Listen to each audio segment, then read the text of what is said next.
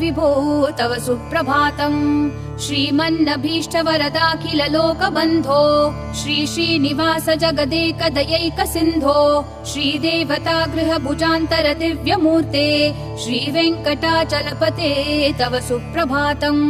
श्रीस्वामि पुष्करिणिकाप्लव निर्मलाङ्गाः श्रेयोर्थिनो हर विरिञ्च सनन्दनाद्याः द्वारे वसन्ति वरवेत्रहतोत्तमाङ्गाः श्रीवेङ्कटाचलपते तव सुप्रभातम्।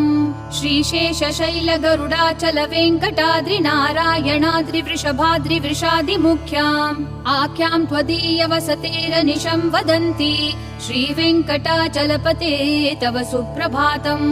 सेवापरः शिव सुरेश कृशानुधर्म रक्षोऽम्बुनाथ पवमान धनाधिनाथाः बद्धाञ्जलि प्रविलसन्निज शीर्षदेशाः श्रीवेङ्कटाचलपते